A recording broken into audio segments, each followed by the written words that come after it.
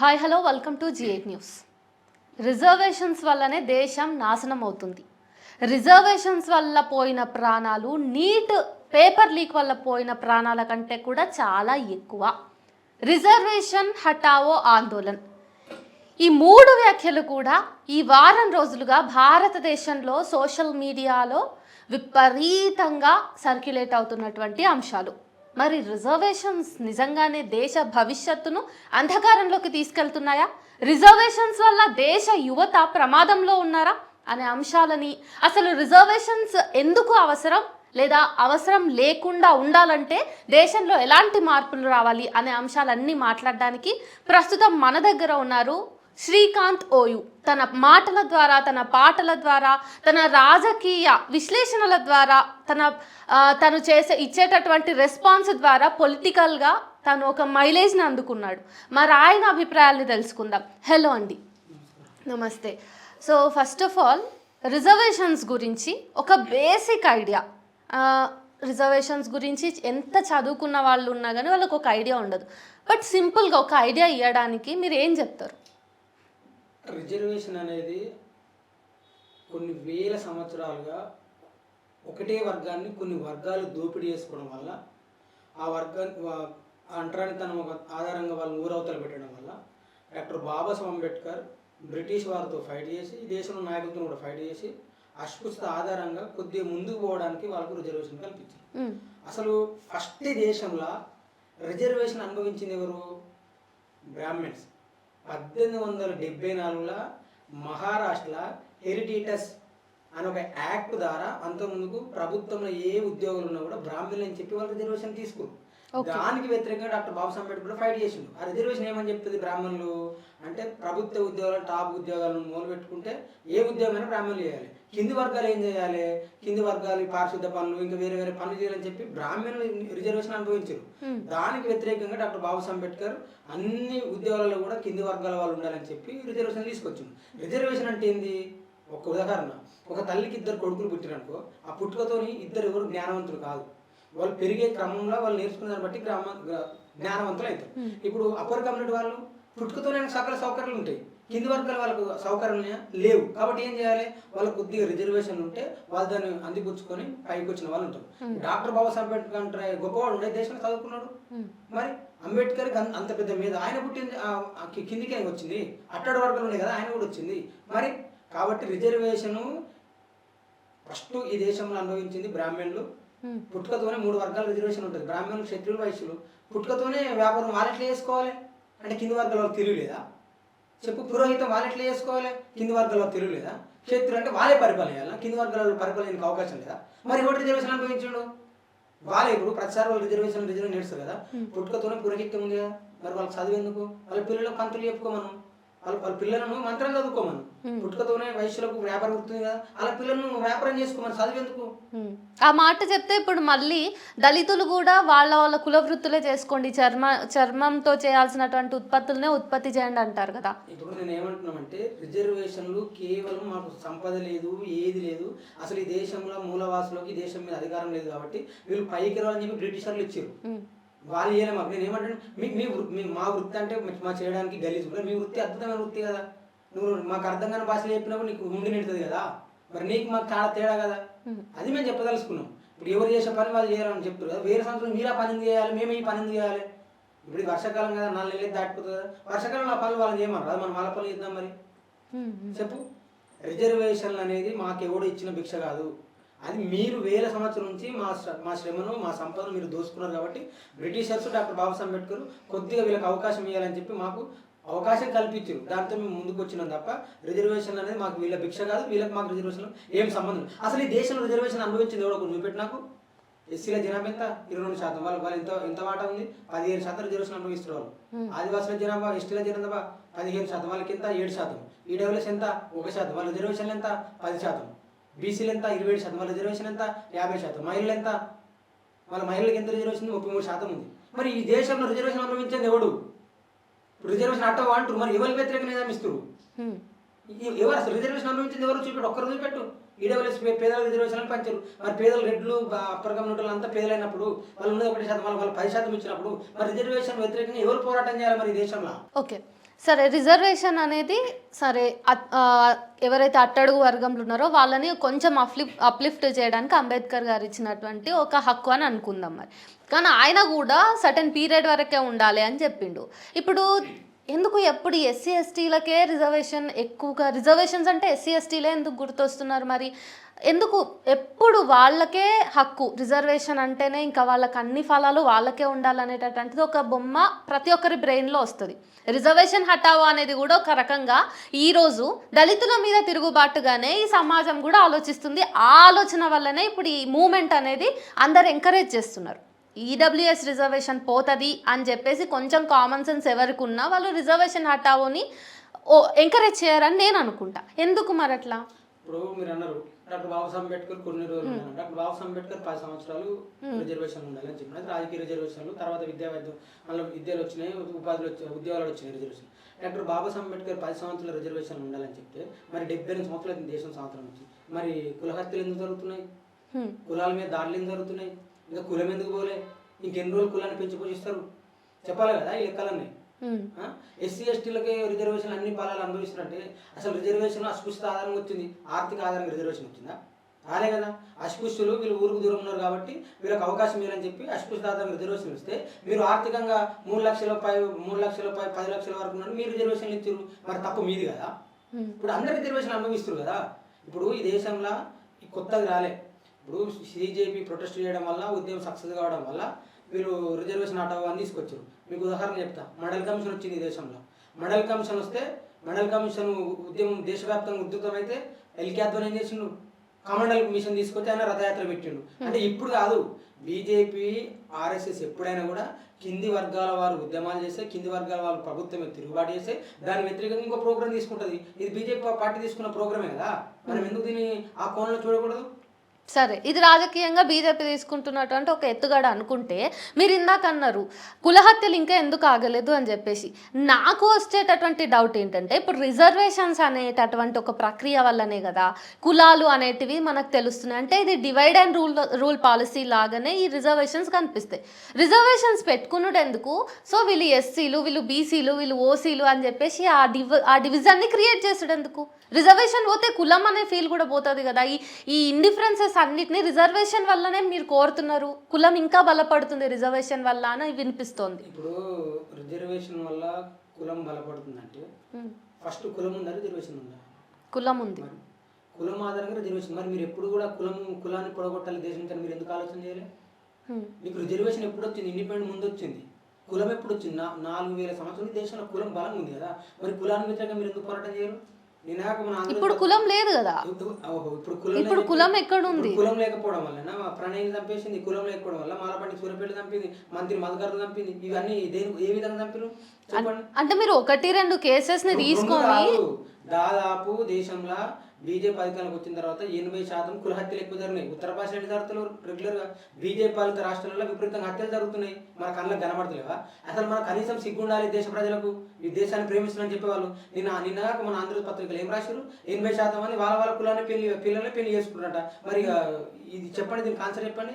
కరీంనగర్లో ఏమని రాసుకుంటాం? ఇంటికి ఎస్సీ ఎస్టీలకు మా ఇల్లు అద్దెకి ఇవ్వబడదు. మరి ఎవరికి ఇస్తారు? గాడులకి ఇస్తారా? మనుషులే కదా. మీరు మనుషులకి ఎందుకు చూస్తలేరు? మనుషులకి చూడకపోతారు కదా. రిజర్వేషన్ వచ్చింది. మరి ఇంకెన్ని సంవత్సరాలు మనిషిగా చూడరు? మీరు మంచిగా చూడని రోజు రిజర్వేషన్ ఉంటాయి దేశంలో. మీరు మనిషిని ప్రేమించారు అంటే మట్టిని ప్రేమిస్తారు ఎట్లా చెప్పు? ఇప్పుడు ఓసీలల్లో కూడా చాలా మంది నిరుపేదలు ఉన్నారు.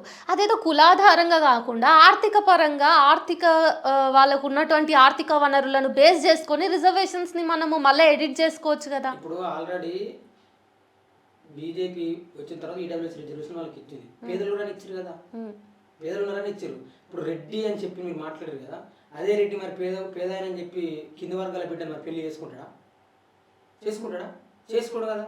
ఇది ఎస్పెషల్లీ కులం అనేది దేశంలో నాటుకపోయింది కాబట్టి కులం నుంచి మినహాయింపు ఇవ్వాలని చెప్పి రిజర్వేషన్లు ఇచ్చారు. ఇదేదో ఆర్థిక అసమానతతో రిజర్వేషన్ వేయలే. ఆర్థిక అసమానతతో రిజర్వేషన్ సంబంధమే లేదు. ఇప్పుడు ఆర్థిక అసమానత రిజర్వేషన్ అంటే అది వేరే యాంగిల్ చూడాల్సి వస్తుంది. అసలు రిజర్వేషన్ ఇచ్చింది దేనికి? అస్పృశ్యత ఆధారం కదా రిజర్వేషన్లు ఇచ్చింది. మీరేం చేసిరు? అసలు ఈ రిజర్వేషన్లను అన్ని వర్గాలకు అందాలని చెప్పి ఈ రిజర్వేషన్ అన్ని వాళ్ళు కొట్టుకొని సావాలని చెప్పి బీజేపీ తీసుకొచ్చింది కదా డ్రామా ఇది. 1% ఉన్న 10% ఎట్లా రిజర్వేషన్లు ఇస్తారు? నేను ఒక్క విషయం చెప్పదలుచుకున్నా. రిజర్వేషన్లు ఎత్తేద్దాం. రిజర్వేషన్ మొత్తం ఎత్తేద్దాం. భూమిని జాతీయం చేయమని, పరిశ్రమలు జాతీయం చేయమని, హ్మ్. పవర్ జాతీయం చేయమని చెప్పు. ఒక్క విషయం అడతా, మీరు 78 సంవత్సరాలు స్వాతంత్రం వచ్చని చెప్పి ఆగస్టు 15 కొత్త ఎర్ర జెండా మీద ఎర్రకోట మీద జెండా ఎరెత్తావు కదా, చెప్పు. డబ్బులు కొట్టి డాలర్ సంపాదించడా? ఆదివాసులు అంతరిక్షంలో పోయిరా? హ్మ్. చెప్పు. పారిశుద్ధ కార్మికులు పార్లమెంట్కి పోయిరా? చెప్పండి. మీరు లెక్కల్ది ఈ దేశ పార్లమెంట్లు ఎవరు, ఏ వర్గాల వారు? స్వాతంత్రం రాకముందుకు మీరే, స్వాతంత్రం వచ్చినాక మీరే. అన్ని రాజకీయ పార్టీలకు అధ్యక్షులు ఎవరు? హ్మ్. చెప్పు. ప్రభుత్వ భూములు ఎవరి దగ్గర ఉన్నాయి? 40 కోట్ల భూములు ఈ దేశంలో. శ్మశానాలు ఉన్నాయా దళితులకు? చెప్పు. కానీ ఇక్కడ వేరే ప్రశ్న వస్తుంది కదా, ఇప్పుడు మెరిట్ స్టూడెంట్స్ అనే వాళ్ళు ఎప్పుడైతే రిజర్వేషన్స్ వల్ల వాళ్ళ ఉద్యోగ అవకాశాలను, విద్యా అవకాశాలను కోల్పోయిన వాళ్ళందరూ కూడా ఇప్పుడు ఈ ప్రొటెస్ట్లో భాగం అవ్వడానికి వాళ్ళు ఎదురు చూస్తున్నారు. ఏదైతే రిజర్వేషన్ హటావో ఆందోళనలో వాళ్ళు కూడా భాగం కావాలనుకుంటున్నారు. వాళ్ళు ఏమంటున్నారంటే, ఇదే రిజర్వేషన్స్ వల్ల మాకు మెరిట్ వస్తే కూడా మేము అవకాశాలని కోల్పోయాం, ఇంకెంతకాలం మేము కోల్పోవాలి అని అంటున్నారు. వాళ్ళకు మెరిట్ ద్వారా ఎవరు కూడా అవకాశాలు కోల్పోలేదు. ఆయనకు మెరిట్ ఉంటే ఆయనే ముందు వస్తాడు కదా. నీకు రిజర్వేషన్ ఎంత? కేవలం 15% రిజర్వేషన్. ఓన్లీ ఎస్సీలే మొత్తం రిజర్వేషన్ ఉన్న అన్ని ఇది మన ఉద్యోగాలు కావచ్చు, లేకపోతే ఎంట్రన్స్ ఎగ్జామ్స్ మొత్తం ఎస్సీలే క్యాప్చర్ చేసుకుంటారా? నువ్వు ఓపెన్ ఉన్నావు కదా, నీకు ఎందుకు అవకాశం? నీకు సకల సౌకర్యాలు ఉన్నాయి, మరి నువ్వు చదవకపోతే ఎవరు చదవాలి? మాకు సకల సౌకర్యాలు ఉన్నాయా? లేవు కదా.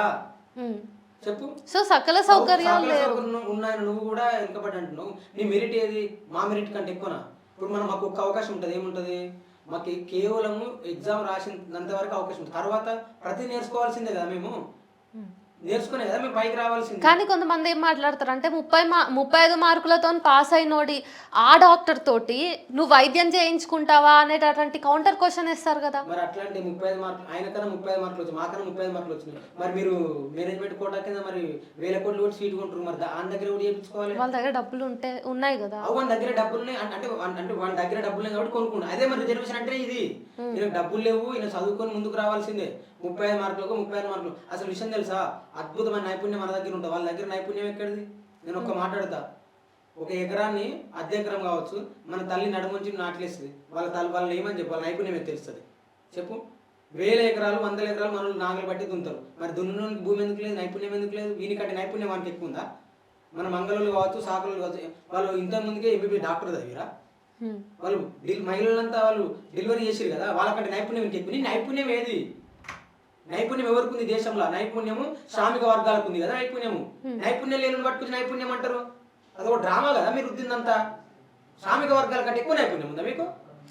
అయితే ఇదే రిజర్వేషన్స్ వల్ల రివర్స్ డిస్క్రిమినేషన్ అనేది వస్తుంది. అంటే అగ్రవర్ణాల మీద కూడా విద్వేషం పెరుగుతుంది రిజర్వేషన్స్ వల్ల. దాన్ని ఎట్లా చూడొచ్చు? ఫర్ ఎగ్జాంపుల్, ఇప్పుడు అగ్రవర్ణాల వాళ్ళు మమ్మల్ని ఎప్పటి నుంచో అణచివేస్తున్నారు అని చెప్పేసి నిమ్న వర్గాల వాళ్ళు కూడా అగ్రవర్ణాల మీద ద్వేషం పెంచుకుంటున్నారు. అదేదో ఈ రిజర్వేషన్ లేకపోతే అందరూ సమానంగా ఉంటారు కదా, సమానత్వమే కావాలి కదా మనకి. అసలు అగ్రవర్ణాల మీద కింది వర్గాల వారు ఎప్పుడు ద్వేషం పెంచుకోలేదు. ఒకవేళ అప్పర్ కమ్యూనిటీ వాళ్ళ మీద కింది వర్గాల వాళ్ళు దేశం పెంచుకుంటే వాళ్ళు ఒక్కరోజు కూడా దేశం ఉండేపోయే వాళ్ళు కాదు. ఎందుకు అంటే నిరంతరము అప్పర్ కమ్యూనిటీ వాళ్ళు కింది వర్గాల వాళ్ళను శారీరకంగా, మానసికంగా ఏ విధంగా వాళ్ళే దోపిడీ చేసుకోరు. దోపిడీకి గురైంది ఎవరు? కింది వర్గాల వాళ్ళు. దోపిడీ చేసింది ఎవరు? వాళ్ళు కదా. చెప్పు. అసలు ఫస్ట్ ఈ దేశం సమానత్వం ఉండాలని కోరుకునే వాళ్ళే అయితే మరి కుల వ్యవస్థ ఎందుకు పెట్టిరు? 4 వర్ణాలు ఎందుకు పెట్టిరు? పెట్టింది ఎవరు? వాళ్ళ వీళ్ళ? వాళ్ళు పెట్టిర్రు. సరే, ఇప్పుడు మీరైతే ఈక్వాలిటీ కావాలని అంటారు. మరి మీరు ఈక్వాలిటీ జపం చేస్తున్నప్పుడు అవును మేము మీకు సమానంగానే పోటీ పడతాం, మాకు వద్దు ఇవన్నీ అని అనొచ్చు. రిజర్వేషన్స్ని మీరు అట్లా తిరస్కరించవచ్చు కదా. రిజర్వేషన్లే పూర్తిగా వద్దని చెప్తున్నాం మేము. మాకు రిజర్వేషన్లు వద్దు. మీ దగ్గర ఉన్న సంపద, అసలు ఆ సంపద మీది కాదు, సారీ, ఆ సంపద మనది, ఈ దేశ ప్రజలది కదా. ఆ సంపద అందరూ సమానంగా పంచుకుందాం అంటున్నాం. అది కావాలి కదా. మరి పంచుతున్నారు. సంపద పంచుకోవడం అంటే ఎట్లా? ఇప్పుడు ఆస్తులు ఉన్న వాళ్ళందరినీ మీరు గుంజుకుంటాం అంటున్నారు. ప్రభుత్వం జాతీయ నియమం అడుగుతున్నాము. వాళ్ళకి 1000 సంవత్సరం నుంచి వాళ్ళ దగ్గర భూమి ఎందుకు ఉంటుంది? 2% ఉన్న దగ్గర 80% భూమి ఉంటదంట. వాడు సంపాదించుకున్నాడు, పంచుకున్నాడు. అందుకే మన అరగోపాల్ సార్ ఒక పదం రాసిన, ఒక వడ్డీ రాసిన ముందు ఆయన ఇప్పుడు వచ్చే బుక్లో ఏమని రాసిండు? ఎస్సీలు, ఆదివాసీలు, బీసీలు అందరూ కలిసి అడిగి పోయిరంట చెట్లు కొట్టుకోవడానికి. అక్కడ పోతే ఈ రేవంత్ రెడ్డి లాంటి వాళ్ళు అందరూ ఉండి అరే చెట్లు కొట్టుద్దురా బాయ్, ఈ భూములు మా ఆయన అడిగిరట. ఈ భూములు మీకు ఎట్లు వచ్చినాయని వాళ్ళు అడిగిరంట. అంటే మా తాతలు యుద్ధం చేసిరా అని చెప్పిరంట. సరే ఇప్పుడు మేము యుద్ధానికి సిద్ధమని చెప్పారు వాళ్ళు. మరి యుద్ధం చేయాలి కదా. మీరు పంచితే పంచాలి, లేకపోతే యుద్ధం చేయాల్సిందే. భూములు వాళ్ళ దగ్గర ఉంటే ప్రభుత్వం వాళ్ళ దగ్గర ఉంటుంది, వాళ్ళు నచ్చిన వాళ్ళ ఎకరానికి రూపాయికి ఎకరానికి భూములు దారాదత్తం చేస్తారు. ఆ కంపెనీలు వాళ్ళవి పెట్టుకుంటారు. కంపెనీల కార్మికులు మాత్రం మేము ఉండాలి, మెజార్టీ కార్మికులు మేము ఉండాలి, కానీ అధికార ఆఫీసర్లు మాత్రం వాళ్ళు ఉండాలి. ఇది ఎక్కడ న్యాయం చెప్పు? ఇప్పుడు మళ్ళీ మీరు మొత్తం భూముల దగ్గరికి తీసుకొస్తున్నారు చర్చనంతా రిజర్వేషన్స్ నుంచి. అంటే రిజర్వేషన్స్ ఉంటేనే అగ్రవర్ణ యువత మొత్తం డిప్రెస్ అయిపోతున్నారు. మరి ఇప్పుడు భూములు మొత్తం జాతీయం చేసేయాలి అని అంటే మరి ఇంకా ఎక్కువ విద్వేషాలు రెచ్చగొట్టినట్టు అవుతుంది కదా దేశంలో శాంతి ఇంకెక్కడ ఉంటుంది? విద్వేషం అంటే ఏంది? కులాల కుమ్ములాటలు ఇంకా పెరుగుతాయి కదా. విద్వేషం అంటే ఏంది? కుమ్ములాట ఏంది? అసలు భూమిని అడిగితే తప్పెట్లయితుంది? భూమి ప్రకృతి సంపదన లేకపోతే వాళ్ళ తాత సృష్టించిన సంపదన? భూమి ఎక్కడిది? భూమి ప్రకృతి కదా. మీకు ఒక మాట చెప్తా, డాక్టర్ బాబాసాహెబ్ అంబేద్కర్ ఈ దేశంలో రిజర్వేషన్ కల్పించకపోతే ఇవాళకి ఈ దేశంలో విప్లవం జరిగేది. కేవలం రిజర్వేషన్లు ఈ కింది వర్గాల వాళ్ళకు ఒక దారి చూపెట్టి ఆపినాయి తప్ప అసలు మాకు మెజార్టీ రిజర్వేషన్ మాకు ఉపయోగం పడలే. కేవలం మేము చదువుకొని ఒక ఉద్యోగం చేసుకోవాలి. ఉద్యోగం చేసుకుని మాకు ఎన్ని వస్తాయి? నెలకు 60,000 వస్తాయి. ఒక వ్యక్తి జీవితంలో ఎన్ని సంపాదిస్తాడు? 60,000 వేసుకుంటే ఒక 2 కోట్లు సంపాదించవచ్చు. మరి కోకాపేటలో ఎకరా భూమి వాల్యూ ఎంత? 1000 కోట్లు. చెప్పండి, సంపద ఎవరి దగ్గర ఉంది? సంపద వాళ్ళ దగ్గర ఉందా? సంపద మా దగ్గర ఉందా? కానీ మరి ఇప్పుడు మళ్ళీ దళిత విషయంకి వస్తే ఎస్సీ ఎస్టీలలో చాలామంది తొలితరంలో వాళ్ళు రిజర్వేషన్ ఉపయోగించుకొని మంచిగా స్థిరపడ్డ వాళ్ళు ఉన్నారు. ఎస్సీలలో ఐఏఎస్లు ఉన్నారు, ఐపీఎస్లు ఉన్నారు, పెద్ద పెద్ద రాజకీయ నాయకులు కూడా ఉన్నారు. మరి వాళ్ళు ఒకసారి రిజర్వేషన్ ఫలాలను అనుభవించిన తర్వాత వాళ్ళు అందులోంచి బయటకు వచ్చి వాళ్ళ తరం వాళ్ళని వాళ్ళు అంటే సొంత కష్టంతో కష్టార్జితంతో పెంచుకొని ఆ రిజర్వేషన్ని ఇంకొక నార్మల్ ఎవరైతే కింది స్థాయిలో ఉన్నాడో ఆ దళితులకు ఇవ్వచ్చు కదా. మళ్ళీ మేమే రిజర్వేషన్ అనుభవిస్తామని వాళ్ళు ఉండటం వల్ల దళితుల్లో కూడా పూర్తి స్థాయిలో రిజర్వేషన్ కింది వరకు చేరతలేదు అనేటటువంటి ఒక ఆరోపణ కూడా ఉంది దేశ సమాజంలో. ఇప్పుడు మీరు అన్నారు డబ్బులు ఉన్న వాళ్ళు రిజర్వేషన్ ముందు అనుభవించిన వాళ్ళు ఇష్టపెట్టవచ్చు అన్నాడు. ఒక ఉదాహరణ చెప్తా. వివేక్ వెంకట స్వామి ఆగర్భ శ్రీమంతుడు, ఆయన కొడుకుండు పెద్దపల్లి ఎంపీ, పార్లమెంట్ సభ్యుడు కదా. పోయినసారి కావచ్చు గోదావరి పుష్కరాలు జరిగితే ఆయన రానియలే. ఆయన ఏమన్నా ప్రెస్ మీట్ పెట్టి నేను ఆగర్భ శ్రీమంతుడుగా నాకు ఇంకా కులం పోలే అన్నాడు. ఇప్పుడు వాళ్ళకి ఒకవేళ రిజర్వేషన్ ఇచ్చిపెట్టిరు అనుకో, కులం వాళ్ళని ఇచ్చిపెడుతుందా? కింది వర్గాలు కూడా ఎవరు కూడా మ్యాక్స్ మెజార్టీగా దళితులలో ఒకసారి రిజర్వేషన్ ఉపయోగించుకున్న వాళ్ళు తీసేస్తారు, ఎవరు పెట్టుకుంటలేరు. కానీ కులం ఇచ్చిపెడుతుందా వాళ్ళను? కులం ఎందుకు ఎంటాడుతుంది? ఇప్పుడు ప్రతిసారి రిజర్వేషన్ గురించి మాట్లాడే వాళ్ళు మరి ఒకసారి కులం తీసేస్తాను ఎందుకు మాట్లాడలేదు? సరే, ఇప్పుడు రిజర్వేషన్ ఉన్నా కులం ఉంటుంది అంటున్నారు, రిజర్వేషన్ లేకున్నా కులం ఉంటుంది. డబ్బులు ఉన్నా లేకపోయినా రిజర్వేషన్ కులం ఉంటుంది అంటున్నారు. డబ్బులు ఉన్నా కానీ కులం ఉంటుంది. మరి కులాన్ని పోగొట్టాలంటే ఏం చేయాలో చెప్పండి. కులాన్ని పోగొట్టాలంటే మతాన్ని పోగొట్టాలి. కులం ఎట్లా పుట్టింది? ఏ మతంలో పుట్టింది కులం? హిందూ మతంలో భాగం కదా.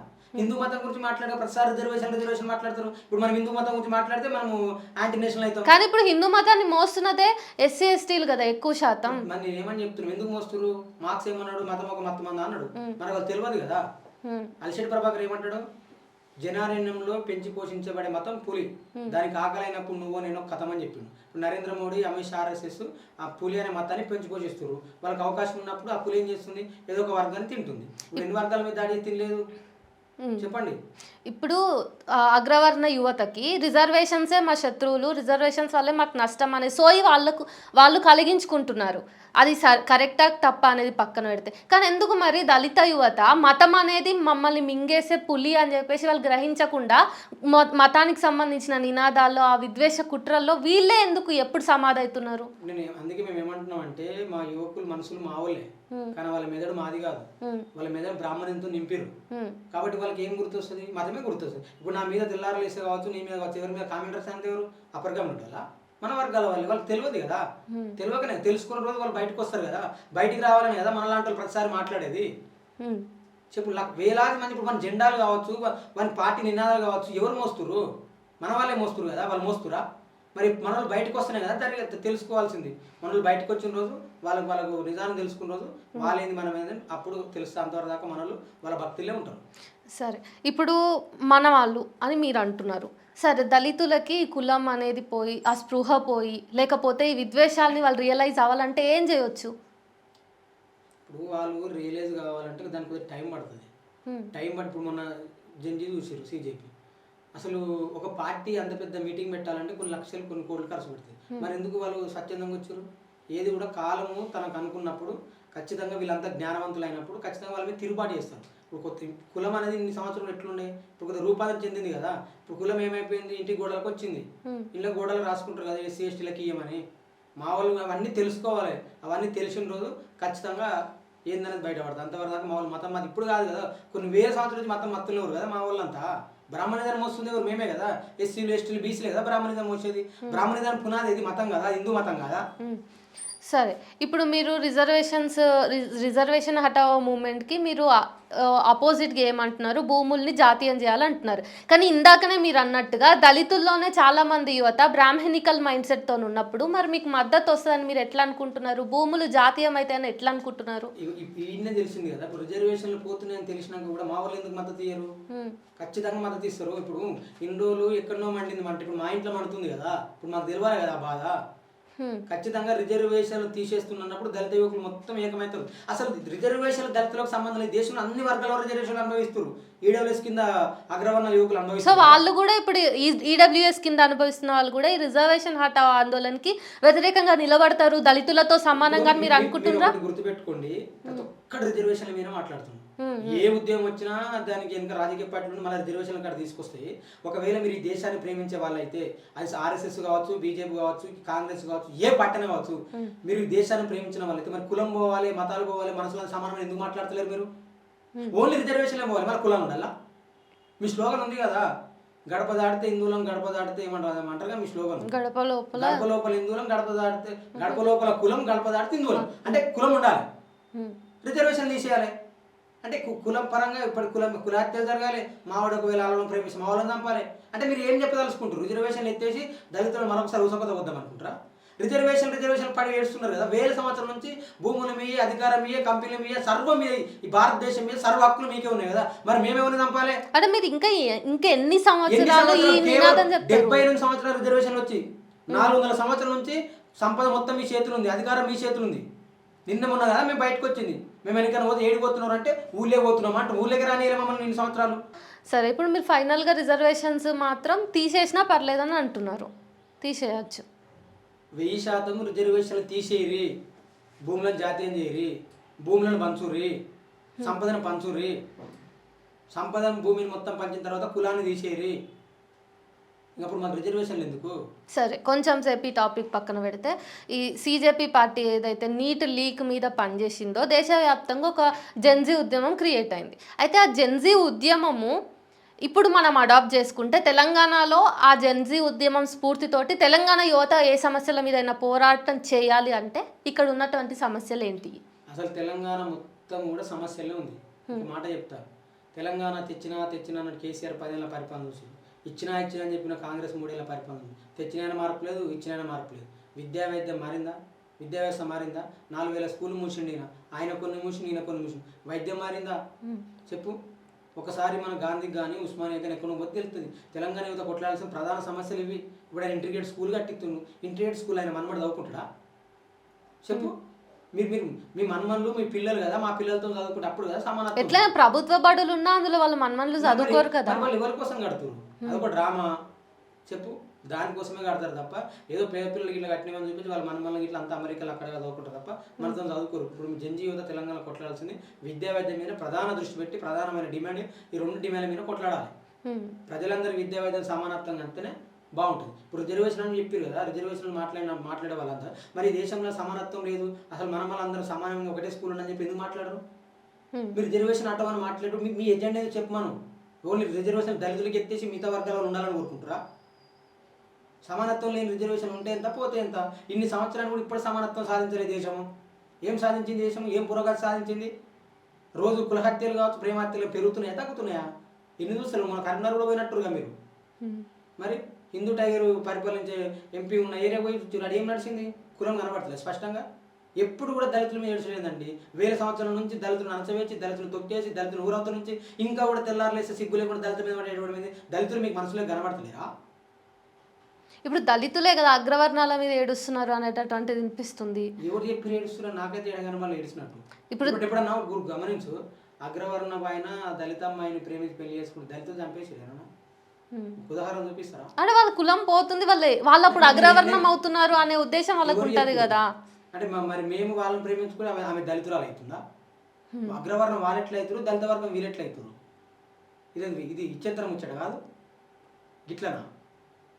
అసలు ఈ దేశమే సమానత్వాన్ని కోరుకున్నటువంటి ఎవడు కూడా ఈ దేశంలో మాకు కనబడతలేదు. సరే, ఒక కేసు చెప్తా నేను. ఇప్పుడు దళితుల్లో ఎవరైనా బాగా చదువుకొని మంచి ఉద్యోగం సంపాదించు, లేకపోతే రాజకీయ పరంగా ఏదో ఒక రకంగా వాళ్ళు ఆర్థికంగా చాలా గట్టిగా అయినారు అనుకోండి, వాళ్ళు స్థిరంగా అయిన తర్వాత వాళ్ళు అప్పటి వరకు సావాసం చేసినటువంటి సోదర దళితులు ఎవరిని కూడా వాళ్ళు పట్టించుకోరు. అప్పుడు వాళ్ళ బ్రెయిన్ కూడా, అంటే డబ్బులున్న దళిత మైండ్ సెట్ కూడా బ్రాహ్మణికల్గానో అగ్రవర్ణంగానో మారుతుంది. ఇది చాలా మంది చేస్తున్నటువంటి కంప్లైంట్. మరి ఇది దళితులకే రివర్స్ అవుతుంది కదా. అది అట్లా ఒకవేళ వాళ్ళంటూ ఒక ఆలోచిస్తే వాళ్ళంత మురుకులు ఇంకెవడు ఉండడు. వాడు ఇంతసేపు మన దగ్గర ఉండి ఇప్పుడు అప్పర్ కమ్యూనిటీగా ఫీల్ అయితే ఎవడేం చేస్తాడు దానికి? నా దృష్టిలో వాళ్ళైతే ఒక పిచ్చోళ్ళు అనుకుంటా నేను. ఎవడైనా సరే, నేనైనా మీరైనా ఎవరైనా కూడా అట్లా ఆలోచించడం మూర్ఖుల చర్య, అది ఆలోచించడం పిచ్చోళ్ళ పని.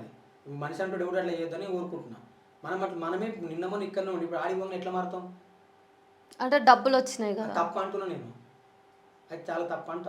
మనిషి అట్లా ఎవరు ఉండొద్దంట నేను. సరే, ఇప్పుడు రిజర్వేషన్స్ ఎందుకు ఉన్నాయి అనేది ఒకసారి మళ్ళీ మాట్లాడితే, రిజర్వేషన్స్ వల్ల ఉద్యోగాలు తెచ్చుకొని వాళ్ళు డబ్బులు వెనకేసుకోవడానికి రిజర్వేషన్స్ ఉన్నాయా, లేకపోతే రిజర్వేషన్స్కి ఇంకేమైనా లక్ష్యాలు కూడా ఉన్నాయా? అసలు రిజర్వేషన్ అని ఒక ఉద్యోగం పొందినోడు సమాజంలో సాంఘికంగా, ఆర్థికంగా, రాజకీయంగా కొద్దిగా బలపడవచ్చు తప్ప పూర్తి స్థాయిలో బలపడలేదు. అసలు ఉద్యోగం అంటే ఏం చెప్పు నాకు? ఉపాధి వాడు బతకనీకి ఎంత సంపాదిస్తాడు? నెలకు 6,000 సంపాదిస్తాడు. పెద్ద సంపాదిస్తాడు, 6,000 సంపాదిస్తాడు. కలెక్టర్ జీతం ఎంత? 60,000 కదా. చెప్పండి, ఏం సంపాదించారు? ఒకవేళ మావాడు ఈ మధ్య ఏదైనా ఎనుకో ముందు సంపాదించుకుని కూడా మొత్తం సీసీ కెమెరా పెట్టి కథం పెడుతున్నారు. మావాడు ఏడు సంపాదించు, మనం ఏడు సంపాదించను? చెప్పండి. 1,000 కోట్ల సంపద వాళ్ళ దగ్గర ఉండి కనీసం ఉద్యోగాలకు రిజర్వేషన్లు వస్తే దాన్ని ఎట్లా జీర్ణించుకోరు? అసలు ఇక్కడ మనిషినే ప్రేమిస్తలేడు కదా వాడు. రిజర్వేషన్ ఎట్లా ప్రేమిస్తాడు? ఫస్ట్ నీ మనిషే బతుకుద్దని కోరుకుంటుండు కదా వాడు ఇంకా కూడా నీది నువ్వేమిటోనరా అని అడిగేటప్పుడు నువ్వు మనిషి అని చెప్పి వాళ్ళు ఎందుకు పలకరిస్తలేరు? చెప్పండి. వాళ్ళకి ఎంత అహంకారం ఉంటుంది? అప్పర్ కమ్యూనిటీ వాళ్ళు, కింది వర్గాల వాడు, ఏజ్లో పెద్దోడైనా కూడా ఏమన్నా రే మళ్ళీగా విడిపోతున్నావురా, ఇదేం పిలుచుడు? ఇంకా అట్లా పిలుస్తలేరా? చెప్పు. వాళ్ళ ఎమ్మెల్యేలు, వాళ్ళ కొడుకులు ఎమ్మెల్యేలు, ఇప్పుడు పుట్టబోయే వాళ్ళ మన్మల్లు ఎమ్మెల్యేలు, వాళ్ళ మన్మల్లు మినిస్టర్లు. అంటే మా తాతలు ఓటర్లే, మేము ఓటర్లేం, ఇంకా ఓటర్లేనా? 80 కోట్ల మంది రేషన్ ఇస్తుందని చెప్తుంది భారత ప్రభుత్వం. అంటే 80 కోట్ల మందిని 78 సంవత్సరాల నుంచి పేదవాళ్ళని చూస్తురా? చెప్పండి. ఇంకెన్ని సంవత్సరాలు ఈ దేశాన్ని పేదరికంలో వస్తారు? ఈ దేశాన్ని మొత్తం ధ్వంసం చేస్తుంది బ్రాహ్మణిజము, అప్పర్ కమ్యూనిటీ పాలక వర్గాలు తప్ప కింది వర్గాల వారు కాదు. కింది వర్గాల వారు ఏడు ధ్వంసం చేసిన ఒక ఉదాహరణ చూపెట్టు. ఎంత అమాయకులు వాళ్ళు. అరే నీకేంద్రా, నువ్వేంద్రా ఇట్లా బతున్నావు అంటే ఏం చేయమంటావే, మా అదృష్టం బాలే అంటాడు. అంటే మన అదృష్టంలో ముంచి పెట్టి వాడిని ఇట్లే ఉంటుందా? 6th క్లాస్ వాడు ఇజ్రాయల్ టెక్నాలజీ 6th క్లాస్ వాడు కనిపెట్టిన టెక్నాలజీ భారతదేశంలో ఉంటుంది. అంతకంటే గొప్ప తెలుగు ఉన్నోళ్ళు అంటారని వాడుకట్లు. మరి వాళ్ళ తెలుగుని స్వీకరించి, అంటే రిజర్వేషన్స్ ఉండటం వల్లనే బయటి ప్రపంచం మొత్తం భారతదేశం ముందు చూడట్లేదు, ఇక్కడ నిపుణత లేదు అంటుంది. రిజర్వేషన్ దేంట్లో? వానికి ఎగ్జామ్కే పోయేదంత వారికి పోయినాక కాదు కదా. మరి రిజర్వేషన్ ఏమిటి? ఇప్పుడు ఎంబీబీఎస్ సీట్ తీసుకున్నాను అనుకో, ఆయన క్వాలిఫికేషన్ తర్వాత ఏంటి? ఆయన నేర్చుకోవాల్సిందే కదా. నేర్చుకోవడంలో మాకంటే మించిన ఉంటారు ఎవడన్నా? కులం పనిచేయదా అసలు ఉద్యోగ కల్పనలో? కులానికి సంబంధం ఏంది? రిజర్వేషన్ అనేది అస్పృశ్యత ఆధారంగా, కులం ఆధారంగా వచ్చింది. ఆయన కేవలం ఏడికి ఆ గేట్ కాడ పోయిన తర్వాత, గేట్లో కూడా పోయిన తర్వాత కులం పనిచేయదు కదా. ఎవరైనా అంతే కదా. మనిషి నేర్చుకోవడం కదా ప్రతిదీ కూడా. ఇది మేము చెప్పదలుచుకుంది. కాబట్టి మీరు రిజర్వేషన్లు ఎత్తేయాలనుకుంటే ఫస్ట్ భూములు జాతీయం చేయండి. ఎవడైతే భూమి మీద కష్టపడతాడో వానికి భూమి చెందాలి. ఒక్కొక్క సినిమా ఇండస్ట్రీ హీరోకు 100,000 ఎకరాలు ఉంటుంది. సినిమా ఇండస్ట్రీ హీరో పోయి ఎడ్లను కట్టి, నాగలు కట్టి, దున్ని నాట్లేస్తురా? వానికి ఎందుకు మరి 100 ఎకరాల భూమి? శ్రమ ఎవడుందో ఫలితం వానికే కావాలి. శ్రమ ఎవడిదో సిరి కూడా వానికి చెందాలి. ఆ చెందినంత వరకు ఈ దేశంలో ఉద్యమాలు నడుస్తూనే ఉంటాయి. ఇంకెవడన్నా ఈ దేశంలో రిజర్వేషన్లు పోవాలన్న వాళ్ళకు ఫస్ట్ వాళ్ళ సొంతంగా రిజర్వేషన్ ఉంటే వాళ్ళ బిడ్డను, వాళ్ళ చెల్లెను తీసుకొచ్చి కింది వర్గానికి ఇవ్వండి. అప్పుడు కులాంతర వివాహాలు జరిగితే కులం పోతుంది అంటారు. 1000% పోతుంది. ఎందుకుంటుంది? సంపద పంపిణీ జరగాలి, కులాంతర వివాహాలు జరగాలి. అట్లయితే కులం పోతుంది. అసలు కనీసం సిగ్గుండాలి ఎవరికన్నా. పక్క దేశం పోయి భారతీయులు గొప్ప వాళ్ళని మాట్లాడేటోళ్ళు మరి ఈ దేశంలో భారతీయులు ఎందుకు దాడి చేస్తారు? అంటారా ఎందుకు దాడి చేస్తాడు? వాళ్ళు భారతీయులు గారా? వాళ్ళ మనుషులు గారా? ఒక్కడంటే ఒక్కడు ఎర్రకోట మీద చాలా మంది ప్రధానమంత్రులు జెండా ఎగరేసారు. ఒక్క ప్రధానమంత్రి అన్న ఎర్రకోట నిలబడి ప్రియమైన భారత ప్రజలారా, అట్టడు వర్గాల బిడ్డలు కూడా మన బిడ్డలే, వాళ్ళ మీద మన దాడులు చేయొద్దు, వాళ్ళు మన వాళ్ళని చెప్పి ఎందుకు మాట్లాడలే? ఏ సంఘమైనా మాట్లాడిందా? ఇంకెన్ని రోజులు కింది వర్గాలకు చూస్తారు. ఇప్పుడు మీరు ఇన్నేళ్ళ బట్టి రిజర్వేషన్స్ అనుభవించారు కదా, అనుభవిస్తూనే ఉన్నారు కదా, ఏం సాధించారు? అంటే మీరు చాలానే సాధించి ఉంటారు ఖచ్చితంగా, జీరో అని అయితే చెప్పవద్దు. మేము ఇన్ని సంవత్సరాలు రిజర్వేషన్లు తీసుకొని మేమేం బాగుపడ్డాం, మేము సాధించడం అంటారు కదా మీరు, ఏం సాధించాం? కొద్దిగా చదువుకున్నాం కావచ్చు, అందుకని అసలు నేను ఏం సాధించడం మేము చెప్పు, ఉద్యోగాలు కొద్ది మేర ఉద్యోగాలు రావచ్చు, అంతకని ఎక్కువ ఏం సాధించడం మేము. నేను అందుకే ఏమంటున్నా అంటే ప్రతిసారి మీరు రిజర్వేషన్లు పడి ఏడ్చుడు బంద్ చేయరు. ఈ రిజర్వేషన్ మొత్తం మీకే చేస్తాం, మాకు రిజర్వేషన్లు వద్దు. ఓకే, గుర్తుపెట్టుకోండి, రిజర్వేషన్ మాకు వద్దు. పారిశుద్ధ కార్మికులు పార్లమెంట్ పంపండి, దళితుల మీద ఆదివాసుల మీద దాడులు ఆపండి, సుప్రీంకోర్టు హైకోర్టు న్యాయమూర్తుల మావల్లో పెట్టుండి. చెప్పు, అంటే మెరిట్ ఉంటే ఆటోమేటిక్గా అక్కడ మీరు ఉంటారు కదా. సుప్రీంకోర్టు న్యాయమూర్తుల మెరిట్ ఎక్కడ? 70 సంవత్సరాలు అయితే ఒక్కడు మెరిట్ లేడా? దళితుడు ఆదివాసుడు మెరిట్ లేడా? ఎట్లాది? అంటే ఎందుకు న్యాయమూర్తి కొలీజియం పద్ధతి ద్వారా న్యాయమూర్తి వాళ్ళ న్యాయమూర్తులు వాళ్ళే అనుకుంటారు, అలా మావాడిని ఎవరు ఇస్తుండు? ఒకవేళ వచ్చిన పరిస్థితి ఏంది, తీసి పక్క పెడుతుంది. అంటే న్యాయ వ్యవస్థలో కూడా కులం ఉంది అంటున్నారు మీరు. అసలు కులం మీద ఈ దేశంలో, ఈ దేశం పుట్టిన కులం మీద, కులం మీద కదా దేశం నడిచేది. న్యాయ వ్యవస్థ మొత్తం వాళ్ళ చేతుల్లో ఉంది. చెప్పండి, ప్రపంచంలో ఎక్కడన్నా పారిశుద్ధ పని చేసేటోడు ఎవరు చచ్చిపోడు. ఈ దేశం 48% పారిశుద్ధ కార్మికులు చస్తారు. పారిశుద్ధ కార్మికులు ఎవరు? దళితులు గారా, కింది వర్గాల వారు కదా. అరే 1000 సంవత్సరం నుంచి మీరు పారిశుద్ధ పని ఎందుకు చేయాలి? మీరు పారిశుద్ధ పని చేయరా? మరి రిజర్వేషన్ ఎత్తేస్తాం, పారిశుద్ధ పని చేయండి. సో ఇప్పుడు మీరు అగ్రవర్ణాల వాళ్ళకి ఛాలెంజ్ చేస్తున్నాం. మరి రిజర్వేషన్ మీకు ఇస్తాం. ఎప్పుడైనా గమనించు, ఒక్కడన్నా అగ్రవర్ణము వ్యక్తి కావచ్చు ఇప్పుడు లాకప్ తెచ్చిండా? అగ్రవర్ణము మహిళల మీద లాకప్ జరిగినాయా? మంత్రి మధ్యకి ఎట్లా చంపారు? మరి ఏమో లాకప్ చచ్చిపోలేదా? చెప్పండి, ఇంకెన్ని హత్యలు చేస్తారు మీరు? ఇంకెన్ని సంవత్సరాలు ఈ హత్యలే చేస్తారు? గోవును పూజించేవాడు సాటి మనిషిని ప్రేమించడా? మీరు చెప్తారు కదా గోమాత గోమాత అని, గోమాతను రక్షిస్తామని చెప్పి గోమాత దళాలు వెళ్ళిన వాళ్ళు, మరి దళితులు మా వాళ్ళే, దళితులు మేము రక్షిస్తాము, దళితుల కోసం నిలబడతాము, దళితులు దేశంలో భాగమే, దళితులు మా ఊర్లో ఉన్న వాళ్ళు, దళితులు మాతో పాటు కలిసి నడుచని చెప్పి ఎందుకన్నారు? మీ అద్దాల మెడలు కట్టే దళితులు కదా. అద్దాల మెడలు కడితే ఆ పూరి గుడిసెలు ఆ మెడల తర్వాత వీకేస్తాయి. అంటే మీరు ఏమైనా వివక్షను అనుభవించిరా? ఇంత ఫైర్ అవుతున్నారు. వివక్ష ఏంది? మేము చిన్నప్పుడు ఒక దగ్గర పనికి పోయినా, పోతే ఆయన పని అంతా చేసుకుని చివరికి వస్తారు ఇంట్లో రాని. మాకు ఎంత బాగా ఉండాలి. అప్పుడు నేను 8th క్లాసు 9th క్లాసు. అంటే ఇల్లు కట్టడం ఇప్పటి ఆ ఇల్లు కట్టి ఇప్పటి కూడా అదే పరంపర కొనసాగిస్తారు. అద్దాల మేడ కట్టి గుడి కడతాడు, గుడికి శ్రమ ఎవడు చేస్తాడు? వీడి చేస్తాడు. మరి గుడి కట్టినాక నేను పాత్ర ఏంది? గుడి అవతల ఉండి మొక్కాలే. రౌతును దేవుడు చేసేది ఎవడు? మన శిల్పకాల పడుతుంది మన పరిస్థితి. తర్వాత ఆయన పరిస్థితి ఏంది? తర్వాత ఆయన ఏడుంటాడు? పూజారి అవుతాడా? సో పూజారి కావాలనేది మరి 1000 సంవత్సరం మీరు ఎట్లా పూజలు చేస్తారు? మీరు పుట్టుకతోనే మీరు గొప్పలు ఎట్లా, మీరు తక్కువలం ఎట్లా? అందరి తల్లికి అక్కడ నుండి అది జన్మించింది. మీరు పుట్టుకతోనే తెలివివంతులంటే మాకు పుట్టుకతో ఇది ఎక్కడిది? మీకు అసలు మీకు తెలివేలేదు అంట. నేను మీకు తెలివేలేదు. మీకు ఒకవేళ నైపుణ్యం ఉంటే ఒక్కరిని నాగలు కట్టమను, మాతో పాటు నడుమను, మా తల్లు లెక్క నాటేయమను. చెప్పండి, ఈ దేశ సెంటు వాసన మా అయ్యల చెమట వాసన, మా అయ్యల చెమట వాసనతో ఈ దేశ సెంటు వాసన అయింది. ఈ దేశం నిర్మించింది మా తాతలు, మా తండ్రులు, మా తల్లులు, మా పూర్వీకులు. సో ఎవరి డ్యూటీ వాళ్ళు చేయడం కూడా అదొక పెద్ద పనిగా ఫీల్ అవుతున్నట్టు అనిపిస్తలేదా మీకు? అంటే ఇప్పుడు రైతు చేసే కష్టాన్ని కూడా మీరు చాలా ఎలివేట్ చేస్తున్నారు. లేకపోతే ఎవరి పని వాళ్ళ జీవితంలో అంటే 1000 సంవత్సరాల నుంచి వాళ్ళు పూజారులు ఉండాలి, మేము డబ్బులు కొట్టుకుంటూనే ఉండాలి, మేము నాగలు దున్నుకుంటూనే ఉండాలి. ఇప్పుడు మీరు వదిలేయండి కదా, వృత్తి వదిలేయండి. మేము వదిలేస్తాం, మీరు చేయమని చెప్తున్నాం. మేము ఒకటి దేశంలో పుట్టిన కదా. మేము సరే అందుకే రిజర్వేషన్ ఎత్తేసుకున్నాం అంటున్నాం. రిజర్వేషన్ మాకు వద్దా అంటున్నాం. రిజర్వేషన్ మీరే తీసుకోరు, మీ దగ్గర ఉన్న సంపద మాకు ఇరి, అప్పుడు మాట్లాడదాం. సవాల్ విసురుతున్నా నేను. ఈ దేశంలో రిజర్వేషన్ పూర్తిగా మా దళితులు, మేము ఆదివాసులు, మేము అందరం ఇచ్చిపెడుతున్నాం. మీరు మీ సంపద ఇచ్చిపెడతారా? ఎంత ఘోరం చెప్పు. రేవంత్ రెడ్డికి 5 ఎకరాల భూమి ఉందంట, కేసీఆర్ కూడా 5 ఎకరాల భూమి ఉంది. అలా ఎంత పేదోళ్ళు ఈ దేశంలో? 2% ఉన్న జనాభా ఉన్న దగ్గర 80% భూములు ఉంటాయి. మెజార్టీ పీపుల్ దగ్గర ఏముంది? సత్య శ్మశానంలో జాగలు లేవు. 80% ఉన్న జనం దగ్గర ఏముంది? కంట్రోల్ బియ్యం, బతుకమ్మ చీరలు తప్ప మన్ను కూడా లేవు. జీడీ పెరిగిందని మాట్లాడి నరేంద్ర మోడీ మరి ఉపాధి కూలీల రేట్లు ఎందుకు వేస్తలేవు? వాళ్ళు రోజుకి ఎంత? 200. నువ్వు పెట్టే నూనె ప్యాకెట్ ధర ఎంత? 180 రూపాయలు. ఒక నూనె ప్యాకెట్ 2 రోజులు వస్తుంది. ఇంట్లో 4 వ్యక్తులు ఉంటే నూనె ప్యాకెట్ 2 రోజులు వస్తుంది. కానీ అందరూ మోదీ మంత్రమే చెప్పిస్తున్నారు కదా. దళితుల కాడ నుంచి ప్రతి ఒక్కరు దేశం మొత్తం మోదీ ఉన్నందుకే మేము ఈ రోజు చల్లగా బతుకుతున్నాం. మనుషులు మా వాళ్ళు, మా మెదడులు మొత్తం వాళ్ళయి. మా మెదడు మా చేతులు లేదు కదా. మనిషిని కంట్రోల్ చేసేది మెదడే. ఆ మెదడే వాళ్ళ చేతులకు వెళ్ళిపోయింది. మరి ఎట్లా కంట్రోల్ అవుతారు? మరీ ఒక్క ఉదాహరణ చెప్తా. ఒక చీమ చచ్చిపోతే చీమలను వచ్చి ఆ చీమను గుంజుకొని పోతాయి. మరి మనం మనిషి చచ్చిపోతే వాడు మన కులకుడు కాడరా అని చెప్పి ఎందుకంటారు? వాడు మన మనిషి అని ఎందుకన్నది చెప్పు. నేను ఉందా ప్రపంచంలో వివక్ష?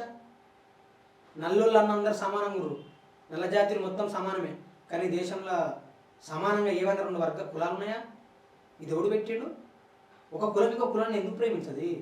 ఒక కులం ఇంకో కులాన్ని ఇంకెన్ని రోజులు ద్వేషించుకోవాలి? ఆ ద్వేషాన్ని పెంచిపోయింది. ఇప్పుడు ద్వేషాన్ని మీరే కల్పిస్తున్నారు అని చెప్పేసి కింద కామెంట్స్ వస్తాయి. ఎందుకంటే మీరు చెప్తున్నవి ఎట్లున్నాయంటే మీరు ప్రొవోక్ చేస్తున్నారు, అగ్రవర్ణాల మీదకి ఉసిగొల్పుతున్నారు దళితులను అన్నట్టుగా ఉంది. నేను దళితులను ఉసిగొల్పునని మీరు అనుకుంటారు, వాళ్ళు అనుకుంటారు, నాకు తెలియదు. ఉసిగొల్పుతున్నాను, ఉన్నది చెప్తున్నాను. అది ఉసిగొల్పున్నాడు, ఉన్నది చెప్తున్నాడు, ఊళ్ళో అంటారు కదా. నేను ఉన్నది చెప్తున్నా. వాస్తవవాది లోక విరోధి, నిజాలు ఒప్పుకోరు కదా. అసలు నిజాన్ని ఎప్పుడు బ్రాహ్మణిజం ఒప్పుకుంది? నిజం ఒప్పుకుంటుందా? జ్ఞానాన్ని అంగీకరించిందా? శంభుకు నుంచి నేటి వరకు ఏమైనా జ్ఞానవంతులు ఒప్పుకుంటారా? ఏ కలవాడు కావచ్చు, ఎవరైనా కానీ. అంబేద్కర్ ఒప్పుకురా? అంబేద్కర్ రాసిన రాజ్యాంగం మీద ప్రమాణం చేసిన పాలకుడు అంబేద్కర్ ప్రపంచ దేశాలు ఒప్పుకున్నాయి. అంబేద్కర్ ఊర్లో పెట్టుకుంటారు అంటే ఏమంటారు? ఏ ఊర్లో ఉన్న అంబేద్కర్? ఊర్లో ఏడున్నాయి? స్థానం ఏది? ఊరు లోపల ఉండా, ఊరు బయట ఉండా? ఏడుండ అంబేద్కర్? ఊరు బయట ఉంచారు. మరి అరే మీరు ప్రపంచం మొత్తం అంబేద్కర్ గొప్పవాడు, అంబేద్కర్ ప్రపంచం తెలుగులో మాట్లాడారు, మరి అంబేద్కర్ ఎందుకు ఒప్పుకుంటలేరు మీరు? ఎందుకు ఒప్పుకుంటలే? అంబేద్కర్ ని రాజ్యాంగ నిర్మాతగా గౌరవిస్తుంది కదా దేశం. మరి గౌరవించినోడు అంబేద్కర్ ఏడబెట్టుకోవాలనేది, అంబేద్కర్ గీ జాగాలు పెట్టుకోవాలి, అంబేద్కర్ గా జాగాలు పెట్టుకోవాలని చెప్తారు మీరు. ఎక్కడ జరిగింది అవమానం అంబేద్కర్? మొన్న అంతేందుకు మన గజ్వేల్ నియోజకవర్గంలో నాచారం గ్రామంలో జరిగింది. అట్లా చాలా ఒక్కొక్కరు ఉన్నాయి విషయాలు. అంబేద్కర్ పెట్టుకోవడానికి పర్మిషన్ అట్టుకుంటారా? అసలు ఈ దేశంలో గాంధీ కంటే గొప్పవాడు అంబేద్కర్. మళ్ళీ ఇప్పుడు మీరు అంబేద్కర్ వాదులకు గాంధీవాదులకు మధ్య మళ్ళా విద్వేషాన్ని రెచ్చగొడుతున్నారు కదా. ఉన్నది వాస్తవం, అంబేద్కర్ గాంధీ కంటే గొప్పవాడు. అసలు అంబేద్కర్ బాధపడ్డాడు భూమి గురించి, నేను కాదు. అంబేద్కర్ గాంధీ రౌండ్ టేబుల్ జరిగేటప్పుడు 31 mister Gandhi where is my mother land అన్నాడు. నా మాతృభూమి చూపెట్టావా అన్నాడు. మాకు భూములు ఉన్నాయి, ఈ భూమి మీద మేము పుడితే మమ్మల్ని ఎట్లా చంపేస్తారు మీరు? మా అక్కల మనుషులను ఎట్లా చేస్తారు మీరు? మేము మనుషులమే కదా. మా అమ్మలు 60 ఏళ్ళు ఉండే ముందు మా అమ్మలు చచ్చిపోవాలా? మా అమ్మ ఎన్ని సంవత్సరాలు చచ్చిపోయింది? మొన్న 50 సంవత్సరాలు మా అమ్మ చచ్చిపోయింది. మరి మీ అమ్మలు ఎందుకు 9 ఏళ్ళు బతుకుతారు? మాకు ఈ భూమి మీద స్థానం లేదా? మా అమ్మలు మా తండ్రులు మేము బతుకోద్దా? మా అక్కలు మేము బతుకోద్దా? ఏముంది ఈ దేశం? ఎవరి హాస్పిటల్ ఇవ్వని, ఈ సంపద ఇవ్వని, స్కూల్ ఇవ్వని, ఈ కాలేజీలు ఇవ్వని, ఈ భూములు ఇవ్వని, మొత్తం ఎట్లయితే ఈ భూమి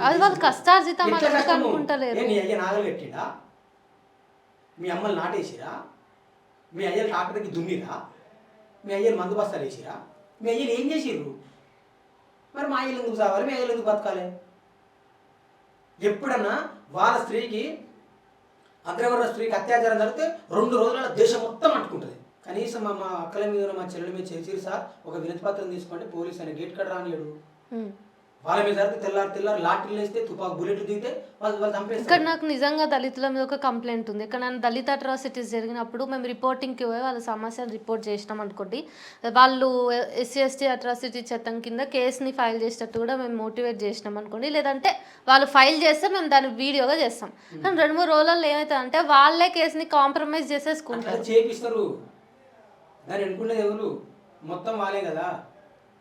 మీరు జేబీ సినిమాలు ఏం కనబడ్డది మనకు స్పష్టంగా చూపెట్టిండు కదా. దాన్ని ఎన్నిక ఎవరు ఉంటారు? మా వాళ్ళకి ఏం తెలుసు? ఎప్పుడు పోలీస్ మెట్లు ఎక్కడం అంటే ఏదో, అసలు పోలీస్ మెట్లు అక్కడ ఏముంటారు? మా వాళ్ళు కింద కూర్చొని అమాయకులు లెక్క చేతులు కట్టుకొని అయ్యా పంచాయతీ చూస్తారు. ఎందుకు మా వాళ్ళు కుర్చీ మీద కాలు మీద కాలేసుకుని కుర్చీలు ఎందుకు కూర్చోవద్దు? మా అధికారులు కూడా అట్లే ఉంటారు. మా అధికారులు కూడా మమ్మల్ని గౌరవించరు. వాడు అప్పర్ కమ్యూనిటీ వస్తే వాడిని గౌరవిస్తారు. ఈ మధ్య కొద్ది మేర మా అధికారులు కొద్దిగా మారచ్చు, కానీ మెజారిటీ పీపుల్ అప్పర్ కమ్యూనిటీ. నీకు అంతెందుకు? ఈ తుంగతుర్తి శాసనసభ్యుడుండా మందుల సామీలు, ఆయన మొన్న ఏమంటుండు, ఒక శాసనసభ్యుడు భారత రాజ్యాంగం ప్రకారం ఎన్నికైన శాసనసభ్యుడు నా తుంగతుర్తి ఎస్సీ నిధుల స్థానంలో కూడా కోమటిరెడ్డి భద్రశ్రీ యొక్క పెత్తనం ఏందని అడిగిండు. ఎవరు పెత్తనం చేస్తారు రిజర్వేషన్ల మీద? రిజర్వేషన్ల మీద ఎవరు పెత్తనం నడుస్తుంది?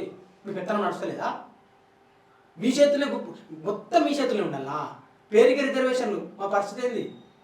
అందుకే దాసరాయమతో పాటలు ఏమంటాడు, పదవి లేని పవరుకుండే రిజర్వేషను, గా ప్రధానమంత్రి పదవికి ఎందుకుండదు, ఈ ముఖ్యమంత్రి పదవికైనా ఎందుకుండదు. చౌదరి గారు, ఓ రాయుడు గారు, ఓ రెడ్డి గారు, ఓ రాజు గారు, మీ పేరు చివరన ఈ తోకలెందుకు, ఈ ఊరి చివరనే మా పాకలెందుకు. డొనేషన్ల యుగములోన డబ్బు లేని దళితుల్లో 100కొకడు చదువుకుంటే ఓర్చుకోని గుణమెందుకు. లంచకొండి దేశంలో 1000 నౌకరొస్తే ఓర్చుకోని బుద్ధెందుకు పాయసాన జీడిపప్పు తినే వాళ్ళకి వినాలి రెడ్డి గారు రాజు గారు అందరు వినాలి పాయసాన జీడిపప్పు తినే వాళ్ళకి మా గంజిలోన మెతుకు చూసి గునుగుడెందుకు చౌదరి గారు ఓ రాజు గారు ఓ రెడ్డి గారు ఓ నాయుడు గారు ఈ పేరు చివరన మీ తోకలెందుకు ఈ ఊరు చివరనే మా పాకలెందుకు ఇది ఈ దేశంలో ఉన్న పరిస్థితులు. నేను ఏమి చెప్పదలుచుకున్నంటే రిజర్వేషన్ తీసేద్దాం మన వాళ్ళకు ఫస్ట్ కులాన్ని తీసేద్దాం తర్వాత మతాన్ని తీసేద్దాం మనుషులుగా బతుకుదామని చెప్తున్నాం. నీ మతం గొప్ప నా మతం గొప్ప అని గొడవలు పెట్టుకున్న సందర్భం ఇది కాదు. ప్రపంచము ఎంతో టెక్నాలజీ ముందుకు వెళ్ళిపోయింది. మన తర్వాత ఏర్పడ్డ దేశాలు కావచ్చు చైనా వేరే ప్రపంచ దేశాలు చూసుకోండి అవి ఎటుపోయినాయి మనం వేడున్నాం. తెల్లారులేస్తే వాని మతం గొప్ప వీని మతం గొప్ప అంటారు కానీ మరి మనుషులు గొప్ప అని ఎందుకంటలేరు.